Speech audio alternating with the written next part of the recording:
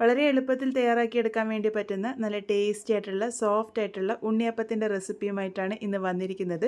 ഇതുണ്ടാക്കാനായിട്ട് മാവ് അരച്ച് റെസ്റ്റ് ചെയ്യേണ്ട ആവശ്യമൊന്നുമില്ല. എങ്ങനെയാണ് ഉണ്ടാക്കുന്നത് നോക്കിയാലോ. അതിനായിട്ട് ആദ്യം തന്നെ ശർക്കര പാനി തയ്യാറാക്കിയെടുക്കാം. ഒരു പാനിലേക്ക് 1/4 കപ്പ് പൊടിച്ച ശർക്കരയാണ് ചേർത്ത് കൊടുത്തിരിക്കുന്നത്. ഗ്രാം അളവിൽ പറയുകയാണെങ്കിൽ ഏകദേശം 200 ഗ്രാമോളം കാണും. നിങ്ങൾക്ക് മധുരം കുറച്ച് മതിയെന്നുണ്ടെങ്കിൽ അളവിൽ വ്യത്യാസം വരുത്താവുന്നതാണ്. ഇതിലേക്ക് 1/4 കപ്പ് വെള്ളം ഒഴിച്ചു കൊടുക്കാം. ഇനി ഇത് ശർക്കര പാനി ആക്കിയെടുക്കുകയാണ് വേണ്ടത്. ഇതൊന്ന് തിളച്ച് വന്ന് ശർക്കരയൊക്കെ മെൽറ്റായി ഇതുപോലെ പതഞ്ഞ് വന്നാൽ മാത്രം മതി. നൂൽപ്പരുവൊന്നും ആക്കേണ്ട ആവശ്യമില്ല. ഇതിപ്പോൾ പാകത്തിന് റെഡി ആയിട്ടുണ്ട്. നമുക്ക് ഫ്ലെയിം ഓഫ് ചെയ്യാം.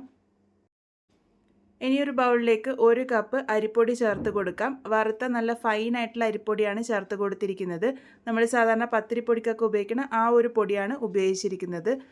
ഇതിൻ്റെ കൂടെ 1/2 കപ്പ് ഗോതമ്പ് പൊടി ചേർത്ത് കൊടുക്കാം. ഗോതമ്പ് പൊടി വേണ്ടാന്നുണ്ടെങ്കിൽ സെയിം ക്വാണ്ടിറ്റിയിൽ മൈദ വേണമെങ്കിലും ഉപയോഗിക്കാവുന്നതാണ്. അപ്പോൾ ഇതാ 1/2 കപ്പ് ഗോതമ്പ് പൊടി ചേർത്ത് കൊടുത്തിട്ടുണ്ട്. ഇതിലേക്ക് 1/4 ടീസ്പൂൺ ഉപ്പ് ചേർത്ത് കൊടുക്കാം. ഇനി ഇതിലേക്ക് ശർക്കര പാനിയാണ് ചേർത്ത് കൊടുക്കുന്നത്. ശർക്കര പാനി ചൂടോട് കൂടിയിട്ടാണ് ചേർത്ത് കൊടുക്കുന്നത്. ഇതുപോലെ അരിച്ച് മുഴുവനായിട്ടും തന്നെ ഒഴിച്ചു കൊടുക്കാം. അതിനുശേഷം ഇത് നന്നായിട്ട് തന്നെ ഒന്ന് മിക്സ് ചെയ്തെടുക്കാം. ഈ ഒരു അളവ് മതിയാകില്ല, കുറച്ചും കൂടെ വെള്ളം കൂടെ ആവശ്യമായിട്ട് വരും. അപ്പം വെള്ളം ചേർക്കുമ്പോഴും ഞാനിവിടെ ചൂടുവെള്ളമാണ് ചേർത്ത് കൊടുക്കാൻ വേണ്ടി പോകുന്നത്. അപ്പോൾ ഇതുപോലെ നന്നായിട്ട് മിക്സ് ചെയ്തെടുക്കുക. മിക്സ് ചെയ്തെടുത്തതിന് ശേഷം നമുക്കിതിലേക്ക് 2 ടേബിൾ സ്പൂൺ റവ കൂടെ ചേർത്ത് കൊടുക്കാം. റവ ചേർത്ത് കൊടുക്കുമ്പോൾ ഒരല്പം തരി കിട്ടാനും അതുപോലെ തന്നെ നമ്മളുടെ ഉണ്ണിയപ്പം നല്ല ക്രിസ്പി ആയിട്ട് കിട്ടാനും സഹായിക്കും. അപ്പോൾ ഞാനിവിടെ വറക്കാത്ത റവയാണ് ഉപയോഗിച്ചിരിക്കുന്നത്. നിങ്ങൾക്ക് വറുത്തതോ വറക്കാത്തതോ ആയിട്ടുള്ള റവ ഉപയോഗിക്കാവുന്നതാണ്. കൂടെ തന്നെ 1/2 കപ്പോളം ചൂടുവെള്ളം കൂടെ ചേർത്ത് കൊടുത്തിട്ടുണ്ട്. അതിനുശേഷം നമുക്കിത് നന്നായിട്ട് തന്നെ ഒന്ന് മിക്സ് ചെയ്തെടുക്കാം.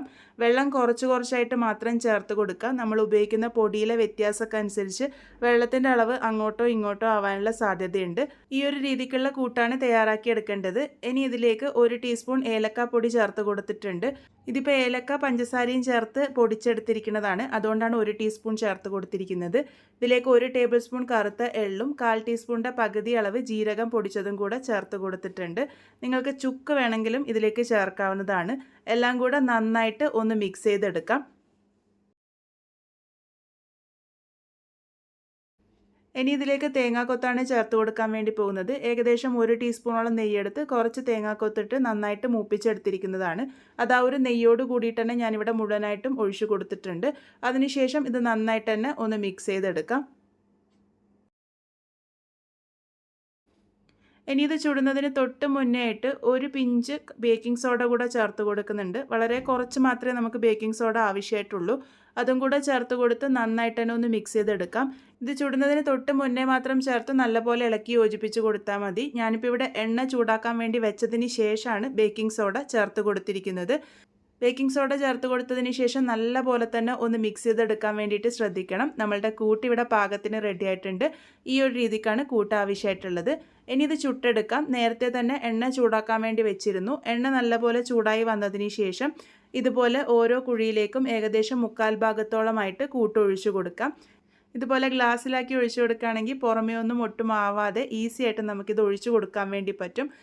ഈ ഒരു രീതിക്ക് ഞാനിപ്പോൾ എല്ലാ കുഴിയിലും 1/4 ഭാഗത്തോളമായിട്ട് കൂട്ടൊഴിച്ചു കൊടുത്തിട്ടുണ്ട്. ഇതുപോലെ ഉണ്ണിയപ്പ ചട്ടിയിലോ അല്ലാന്നുണ്ടെങ്കിൽ ഡയറക്റ്റ് എണ്ണയിൽ ഒഴിച്ചിട്ട് സാധാരണ നെയ്യപ്പൊക്കെ ഉണ്ടാക്കണ പോലെയും ഇത് ഉണ്ടാക്കിയെടുക്കാവുന്നതാണ്. ഇതേ കൂട്ടന്നെ ആ ഒരു രീതിക്കും തയ്യാറാക്കി എടുക്കാവുന്നതാണ്. ഈ ഒരു രീതിക്ക് ഞാനിപ്പോൾ എല്ലാം തന്നെ ഒഴിച്ചു കൊടുത്തിട്ടുണ്ട്. ഒരു ഭാഗം നന്നായിട്ട് ഫ്രൈ ആയിട്ട് വരുന്നത് വരെ ലോ ടു മീഡിയം ഫ്ലെയിമിൽ വെച്ചിട്ട് കുക്ക് ചെയ്തെടുക്കാം. ഒരു ഭാഗം നന്നായിട്ട് ഫ്രൈ ആയിട്ട് വന്നതിന് ശേഷം നമുക്കിത് മറിച്ചിട്ട് കൊടുക്കാം. ഒരുപാട് ഹൈ ഫ്ലെയിമിൽ വെച്ചിട്ട് കുക്ക് ചെയ്യാതിരിക്കുക. കളറൊക്കെ പെട്ടെന്ന് മാറും, ഉള്ളോളം കറക്റ്റായിട്ട് വെന്ത് വരില്ല. അപ്പോൾ ഒരു മീഡിയം ഫ്ലെയിമിൽ വെച്ചിട്ട് മാത്രം കുക്ക് ചെയ്തെടുത്താൽ മതി. ഇതിപ്പോൾ നോക്കൂ, കളറൊക്കെ നന്നായിട്ട് മാറി പെർഫെക്റ്റ് ആയിട്ട് തന്നെ കിട്ടിയിട്ടുണ്ട്. നമുക്കിത് എണ്ണയിൽ നിന്നും കോരി മാറ്റാം. എണ്ണയും ഒരുപാടൊന്നും കുടിക്കൊന്നുമില്ല. അപ്പോൾ വളരെ സിമ്പിളായിട്ട് തയ്യാറാക്കിയെടുക്കാൻ വേണ്ടി പറ്റുന്ന നല്ല ടേസ്റ്റി ആയിട്ടുള്ള നമ്മളുടെ ഉണ്ണിയപ്പം ഇവിടെ റെഡി ആയിട്ടുണ്ട്. വൈകുന്നേരങ്ങളിലൊക്കെ ഈസി ആയിട്ട് നമുക്കിത് തയ്യാറാക്കിയെടുക്കാൻ വേണ്ടി പറ്റും. അതുപോലെ തന്നെ 2-3 ദിവസത്തോളം ഇത് കേടാകാതെ സൂക്ഷിക്കാനും പറ്റും. നല്ല സോഫ്റ്റ് ആയിട്ടാണ് ഇരിക്കുന്നത്. അത് നിങ്ങൾക്കിപ്പോൾ ഇത് കാണുമ്പോൾ തന്നെ മനസ്സിലാകുന്നുണ്ടാകും. ഒരുപാട് എണ്ണയൊന്നും കുടിക്കാത്ത നല്ല ടേസ്റ്റി ആയിട്ടുള്ള സോഫ്റ്റ് ആയിട്ടുള്ള ഉണ്ണിയപ്പത്തിൻ്റെ റെസിപ്പിയാണ്. എന്തായാലും ട്രൈ ചെയ്ത് നോക്കൂ. ട്രൈ ചെയ്ത് ഫീഡ്ബാക്സ് ഒക്കെ പറയാൻ വേണ്ടി മറക്കരുത്. അതുപോലെ തന്നെ എന്ത് ഡൗട്ട്സ് ഉണ്ടെങ്കിലും കമൻറ്റ് വഴി ചോദിക്കുകയാണെങ്കിൽ ഞാൻ റിപ്ലൈ തരാറുണ്ട്. അപ്പോൾ വീണ്ടും ഒരു നല്ല റെസിപ്പിയുമായി വളരെ പെട്ടെന്ന് തന്നെ കാണാം.